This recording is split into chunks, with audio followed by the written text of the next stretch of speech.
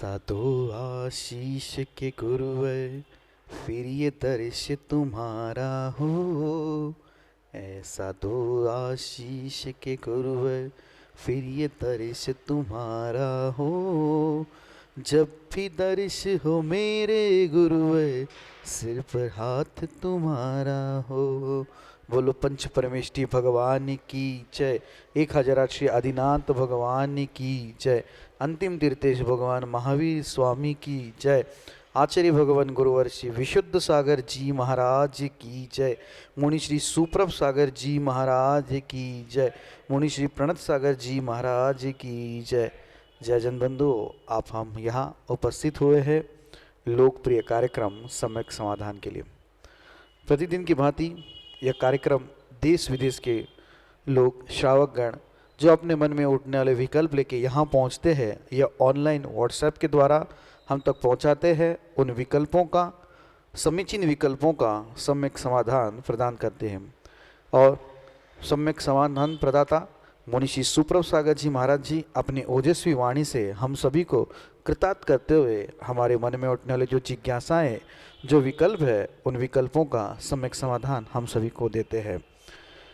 शुरू करते हैं आज के इस सम्यक समाधान की बेला को मुनि श्री के चरणों में कोटिशा नमोस्तु करते हुए मुनि श्री प्रणत सागर जी महाराज से यह निवेदन करते हैं कि हे स्वामी, आप इस कार्यक्रम को संचालित करते हुए गति प्रदान करें। नमोस्तु नमोस्तु नमोस्तु। आज नमो हरिहंताणं नमो सिद्धाणं नमो आयरीयाणं नमो अज्जायाणं नमो लोये सवसाहुणं।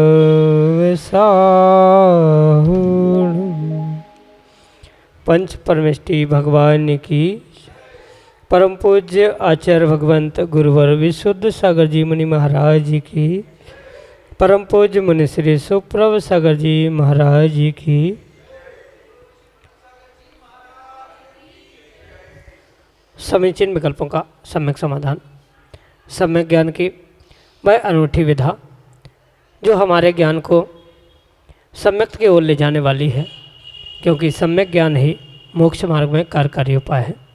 ऐसे आत्मकल्याण की प्राप्ति का वह एक अनूठा उपाय समीचीन विकल्पों का सम्यक समाधान, जो कि हम सभी प्रतिदिन आगम के परिप्रेक्ष्य में परम पूज्य मुनि श्री सुप्रभ सागर जी महाराज के मुखारबिंद से प्राप्त कर रहे हैं। प्रारंभ करते हैं आज का सम्यक समाधान। और आज के पहले विकल्प के लिए डॉक्टर मगन जैन, श्रीमती चंदा जैन, परम पूज्य मुनि श्री के आष्टा मध्य प्रदेश से परम पूज्य मुनि श्री के श्री चरणों में बारंबार नमोस्तु निवेदित करते हुए अपना विकल्प रख रहे हैं कि महाराज जी, केवल ज्ञान हमेशा उपयोग रूप ही क्यों होता है। हमें हमारे समीचीन विकल्प का सम्यक समाधान करते हुए इसे स्पष्ट करने की अनुकंपा करें। नमोस्तु महाराज जी, नमोस्तु। ओम नमः सिद्धम। परम पूज्य आचार्य भगवान गुरुवर विशुद्ध सागर जी महाराज की।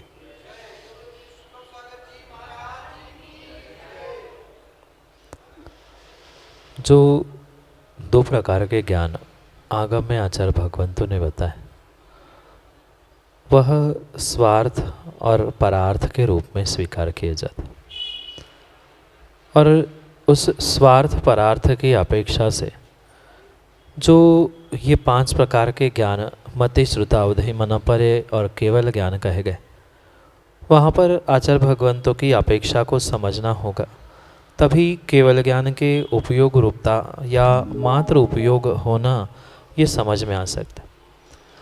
जो मति और श्रुत ज्ञान होता है वह स्वार्थ के साथ परार्थ रूप भी होता है, यानी कि जो भी जीव उस मतिश्रुत ज्ञान से प्राप्त करता है, समझता है, वह उस मतिश्रुत ज्ञान के निमित्त से ही दूसरों को समझाने का पुरुषार्थ प्रयास भी कर सकता। पर जो केवल ज्ञान हुआ करता है वह परिपूर्ण रूप से मात्र और मात्र स्वार्थ रूप ही होता है, जो कि परिपूर्ण रूप से अपने स्वयं के उपयोग रूपता से युक्त होने के लिए ही लक्षण मात्र है। सीधा सा गणित या सीधी सी बात इतनी सी है कि केवल ज्ञान मात्र और मात्र स्वयं को ही जानता है या अपने उस निश्चय की अपेक्षा से स्वार्थ होने के कारण से वह उपयोगमय स्वीकार किया गया है, उपयोग रूप कहा गया है। क्योंकि मति श्रुत ज्ञान के द्वारा जीव स्वयं को समझते हुए स्वयं के ज्ञान का प्रयोग दूसरों को समझाने के लिए कर सकता है, पर केवल ज्ञान मात्र और मात्र उस सर्वज्ञ प्रभु को जो होता है वह मात्र स्वयं को आत्मा की निर्मलता के निमित्त से स्वयं को जानने के लिए ही प्रयोग में आता है। किसी भी प्रकार से उसे सामने वाले को यानी जो भी केवली भगवान ज्ञान दूसरों को देते हैं या उनकी दिव्य ध्वनि आदि घिरते हुए जो जीवों को ग्रहण करने की शक्ति होती है वह केवल ज्ञान नहीं होता, अपितु वह जीव मतिश्रुत ज्ञान से ही उसे स्वीकार करता। क्योंकि केवल ज्ञान परार्थ रूप यानी दूसरे को समझाने रूप कभी भी प्रयोग में नहीं आता। केवल ज्ञान तो परिपूर्ण रूप से मात्र और मात्र स्वयं को ही समझने और समझाने के लिए कार्यकारी होता है। भले ही व्यवहार ने से ये कहा जाता है जानदि पश्यति सर्वम व्यवहार नैन केवली भगवम जानदि पश्यति णीय अपाणम। निश्चय न से वह केवली भगवान अपने आत्मा को ही जानते हैं, पर व्यवहार से ऐसा कहा जाता है कि वह सर्वज्ञ है, चराचर को जानते हैं। तो उस निश्चय की अपेक्षा से वास्तविकता को समझने की आवश्यकता है। केवल ज्ञान मात्र स्वयं के ज्ञानोपयोग के रूप में ही होता है, वह कभी दूसरों को यानी कि जो जीव उस दिव्य ध्वनि को सुन रहे हैं या उस सर्वज्ञता से जो ओंकार ध्वनि निकलते हुए उसे ग्रहण कर रहे हैं, जैसे ही दूसरे जीव तक पहुंचती है वह केवल ज्ञान रूप नहीं रहती, अपितु वह मतिश्रुत ज्ञान रूप परिणत होते हुए ही पहुंचती है। क्योंकि केवल ज्ञान को समझने की किसी अन्य छद्मस्त जीव में शक्ति नहीं है। जो भी अन्य प्रकार से केवली भगवान का कथन या उनकी दिव्य ध्वनि ग्रहण की जाती है वह परिपूर्ण रूप से जीव अपने उस मतिश्रुत ज्ञान से ही सुनता है, समझता है, ग्रहण करता है। इस अपेक्षा से ही उस केवली भगवान के केवल ज्ञान को उपयोगमय कहा है, क्योंकि वह स्वयं के ही उपयोग रूप हुआ करता है। वह परार्थ रूप कभी भी काम में नहीं आता। स्वार्थ रूप होने से केवल ज्ञान को मात्र उस उपयोग रूप ही स्वीकार किया है, अन्य रूप नहीं। यही आपके लिए सम्यक समाधान। दीक्षा जैन, टीकमगढ़, मध्य प्रदेश से अगले समीचीन विकल्प के लिए हमारे सामने प्रश्न है, ग्रस्त जीवन से मोक्ष मार्ग की तरफ कैसे जाया जाए? एक सच्चा गृहस्थ ही मोक्ष मार्ग में चलने का प्रयास कर सकता, बिना गृहस्थ बने मोक्ष मार्ग में प्रवृत्त नहीं हुआ करता। और ये भी ज़रूरी नहीं है कि अचानक से कोई जीव मोक्ष मार्ग को प्राप्त कर ले। क्रम से गृहस्थावस्था में रहते हुए जो जीव मोक्ष मार्ग को प्राप्त करने की भावना रखता है वह परिपूर्ण रूप से कुछ हद तक मोक्ष मार्ग को प्राप्त करने के लिए कुछ न कुछ पुरुषार्थ, कुछ न कुछ कार्य क्रियाओं को गृहस्थावस्था से ही करने लगता। क्योंकि मोक्ष मार्ग साक्षात उन रत्नत्रय की आराधना या रत्नत्रय की प्राप्ति के बाद ही प्रारंभ होता है। पर उपचार से अगर मोक्ष मार्ग को समझना है तो आचार्य भगवंतों ने सम्यक दर्शन, सम्यक ज्ञान इतने मात्र को भी उपचार से एक देश रत्नत्रय रूप स्वीकार करते हुए मोक्ष मार्ग स्वीकार किया। भले ही साक्षात मोक्ष मार्ग सम्यक दर्शन, सम्यक ज्ञान और सम्यक चारित्र की प्राप्ति से ही होगा, पर गृहस्थावस्था में सम्यक दर्शन और सम्यक ज्ञान के निमित्त से उपचार से वह मोक्ष मार्ग प्रारंभ हो सकता है। जैसे कि छोटे छोटे नियमों को लेते हुए या गृहस्थावस्था में ही अणुव्रतों को ग्रहण करते हुए अणुव्रत नहीं ग्रहण कर पा रहे हैं तो कम से कम सम्यक दर्शन यानी 7 तत्व पर श्रद्धा, सच्चे देवशास्त्र गुरु पर प्रचंड श्रद्धा, इनके निमित्त से परिपूर्ण रूप से गृहस्थ भी उस मोक्ष मार्ग पर बढ़ने के लिए प्रवृत्त हो सकता है। और कहीं ना कहीं भीतर की वह भावना जितनी प्रबल और जितनी मजबूत होगी उतना ही वह मोक्ष मार्ग पर चलने के लिए अपने भावों को, अपनी क्रियाओं को प्रवृत्त करने की संभावना हुआ करती। इसलिए गृहस्थावस्था में भी रहते हुए अगर व्रत, संयम, नियम तपस्या आदि आदि का अभ्यास वो जीव करता रहेगा, सतत ये भावना भाता रहेगा कि हमें अपने आत्मा का कल्याण करना है, इसलिए हमें मोक्ष मार्ग पर चलना है आदि, अगर उसकी उत्कृष्ट भावना होगी और कुछ ना कुछ क्रियान्वित करने का पुरुषार्थ भी करता रहेगा, तो नियम से वह गृहस्थ अवस्था से ही मोक्ष मार्ग तक पहुंचने का पुरुषार्थ कर सकता है। यही आपके लिए सम्यक समाधान। देवेंद्र जैन, टीकमगढ़, मध्य प्रदेश से अगले समीचीन विकल्प के लिए हमारे सामने। नमोस्तु महाराज जी, नमोस्तु महाराज जी।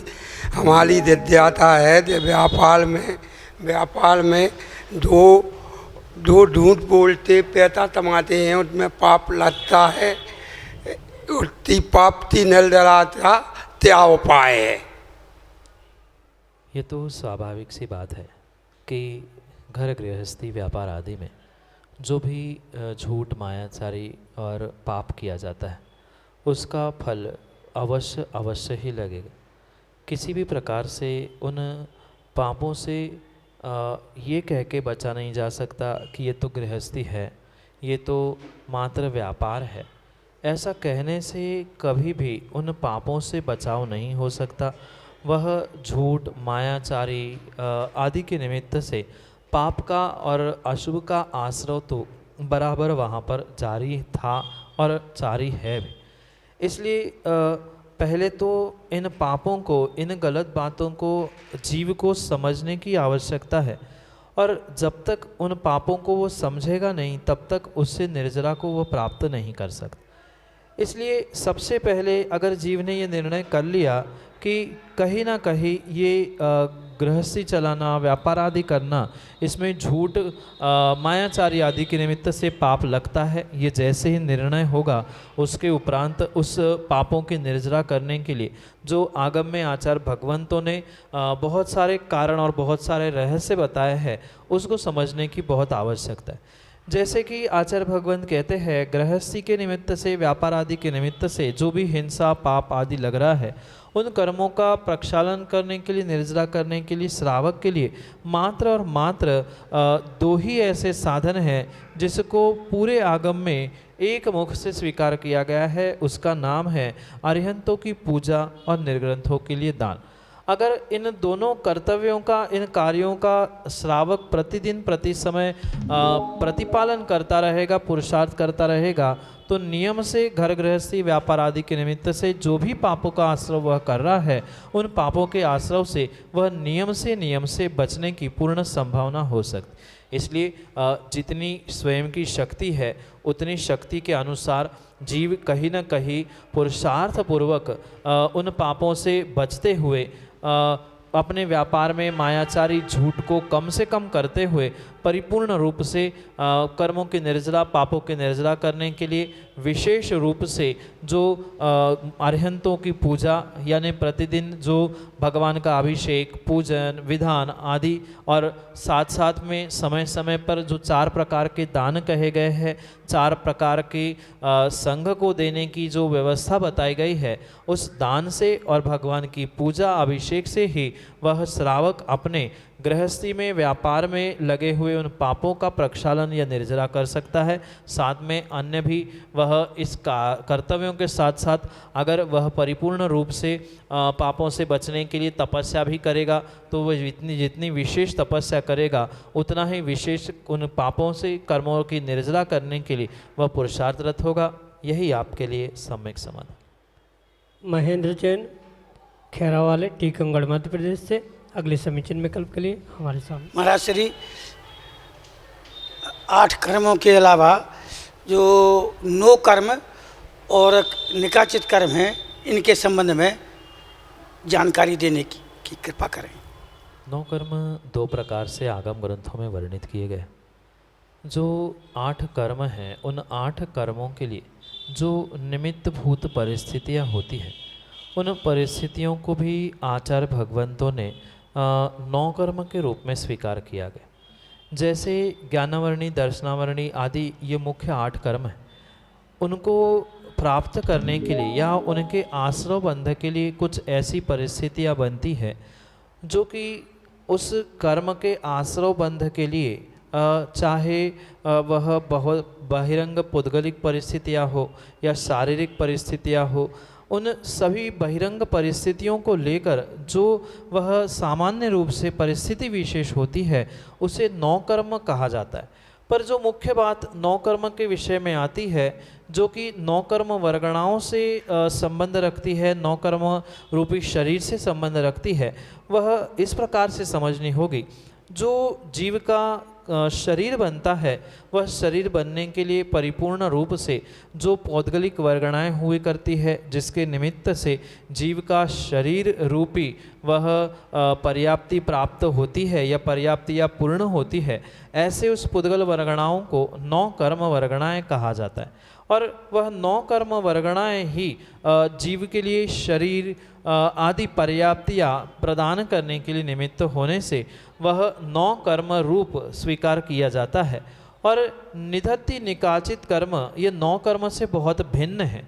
जो कर्म के आश्रवबंध की व्यवस्था है, वहाँ पर उस आश्रवबंध की व्यवस्था के अपेक्षा से निधत्ति निकाचित रूप कर्मों को स्वीकार किया जाता है। और वे ऐसे कर्म हुआ करते हैं जो कभी भी किसी भी प्रकार से संक्रमण, उत्कर्षण, अपकर्षण यानी जिसका आश्रवबंध एक बार हो चुका है उसमें किसी भी प्रकार से बदलाव नहीं होना, ऐसे उस कर्म को निधत्ति निकाचित रूप स्वीकार किया गया है। जो जैसा बंध चुका वैसा ही उदय में आएगा, उसमें उत्कर्षण यानी बढ़ना, अपकर्षण यानी कम होना, संक्रमण यानी बदलाव होना किसी भी प्रकार से संभव नहीं है। ऐसे उन कर्मों को निधत्ति निकाचित कर्म कहा जाता है। और जो सच्चे देवशास्त्र गुरु के निमित्त से अन्यथा प्रवृत्ति, अन्यथा कार्य किए जाते हैं, उसके ही निमित्त से ये निधत्ति निकाचित रूपी कर्म आश्रवबंध को प्राप्त होते हैं, जिनमें किसी भी प्रकार से बदलाव संबंध नहीं है।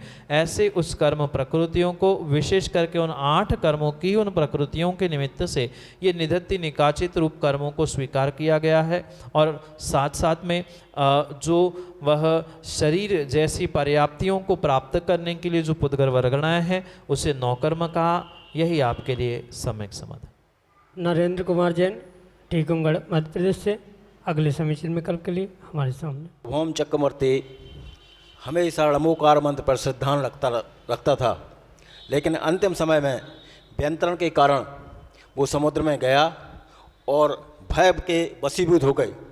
उसने णमोकार मंत्र को पानी पे, व्यंतरण ने पानी पे लिखा और शुभम चक्रवर्ती ने पैर से मिटा दिया, जिसके कारण वो तुरंत समुद्र में डूब गया और साथ में नरक प्रकृति का बंध हो गए 33 सागर की आयु में चला गया।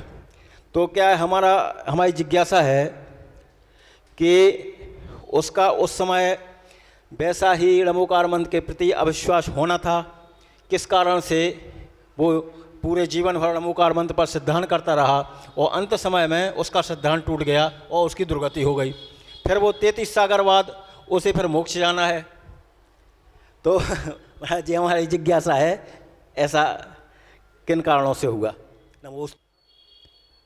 पहली तो बात नरेंद्र जी ये बहुत अच्छे से समझे कि जो शुभम चक्रवर्ती था वह भले ही जीवन भर सच्चे देवशास्त्र गुरु नमोकार आदि पे श्रद्धान कर रहा, पर वहाँ वह जो समुद्र में व्यंतर देव लेके जाता है, वहाँ उस शुभम चक्रवर्ती ने ही पानी पे नमोकार लिखा था, ना कि व्यंतर ने पानी पे नमोकार लिखा।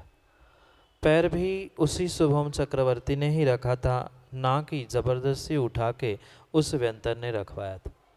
ये बात स्पष्ट होने के उपरांत फिर इस बात को समझने की आवश्यकता है कि ऐसा होना था इसलिए ऐसा नहीं हुआ, अपितु ऐसा हुआ इसलिए वैसा हुआ।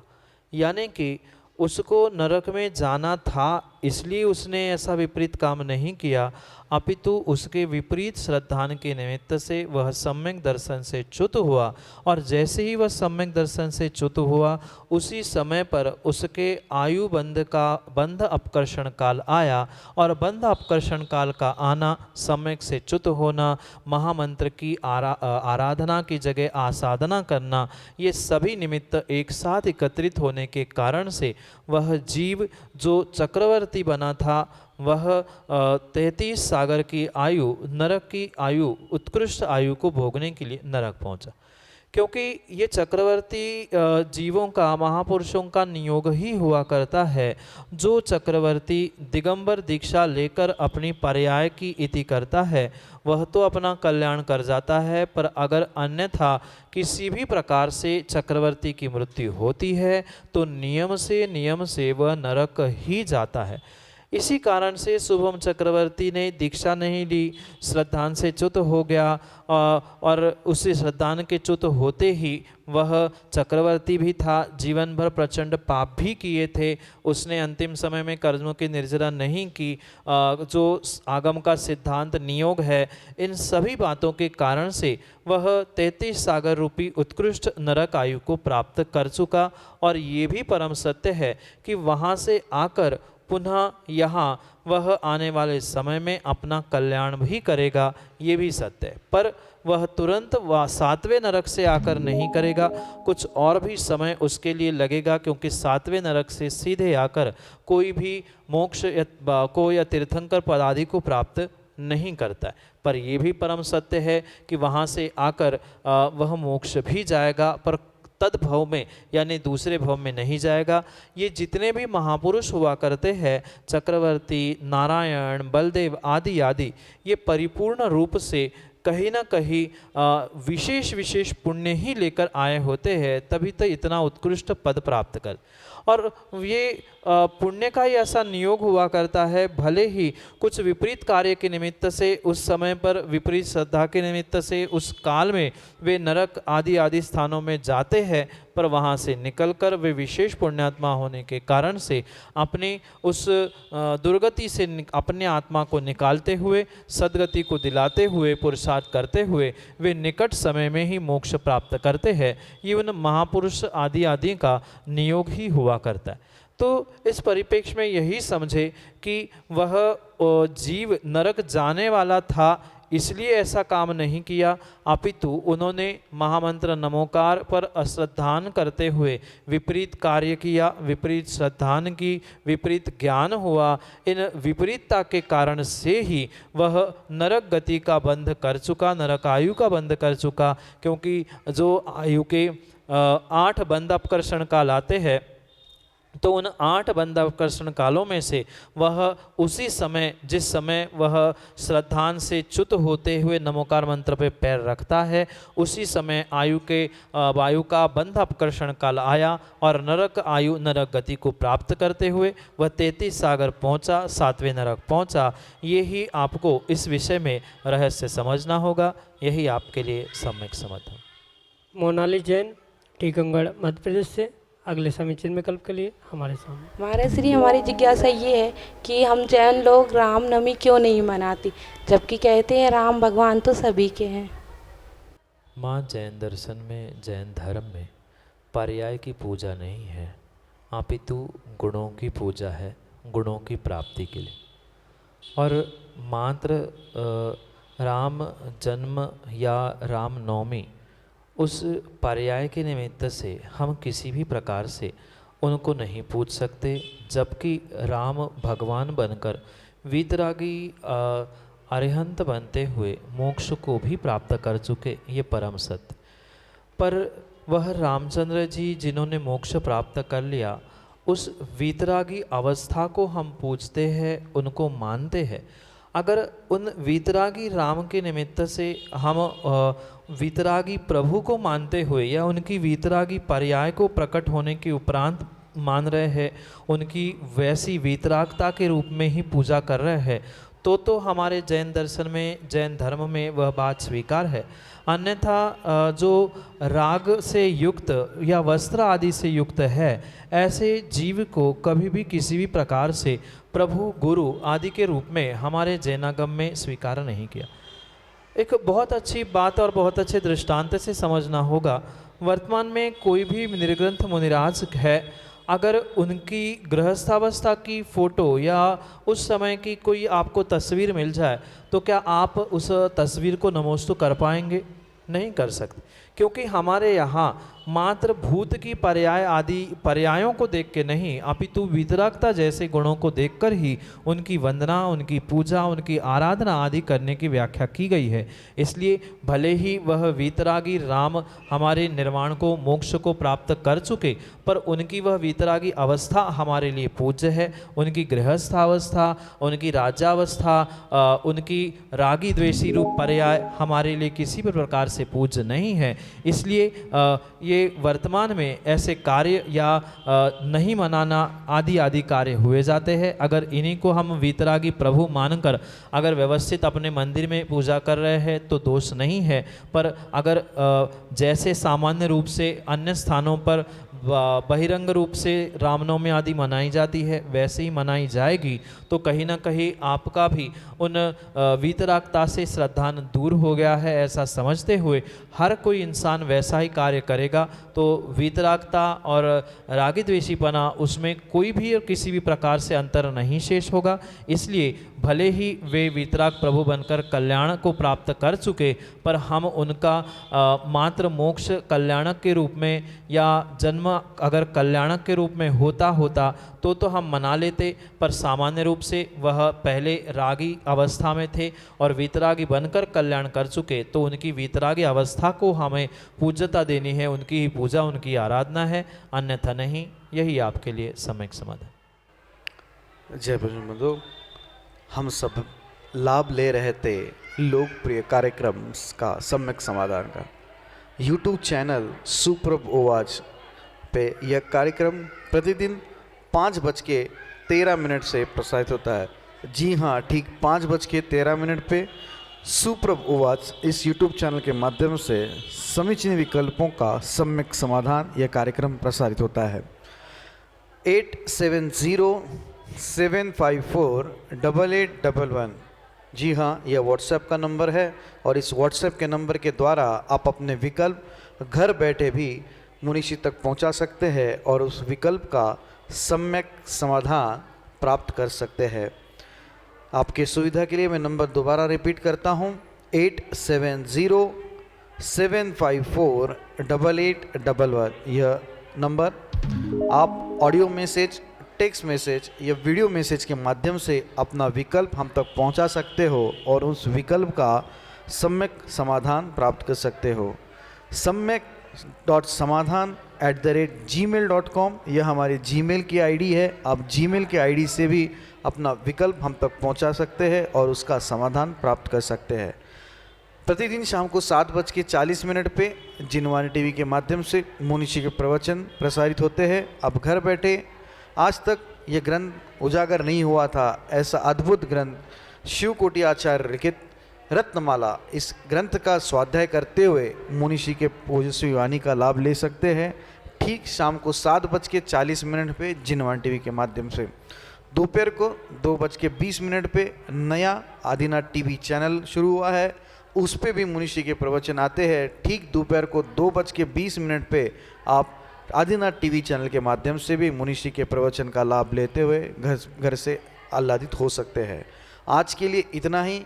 ऐसे ही नाविन्यपूर्ण कार्यक्रम लेके हम अब तक जुड़ते रहेंगे। तब तक आप सभी को जय जिनेंद्र मुनीषी के चरणों में कोटिशाह नमोस्तु नमोस्तु नमोस्तु।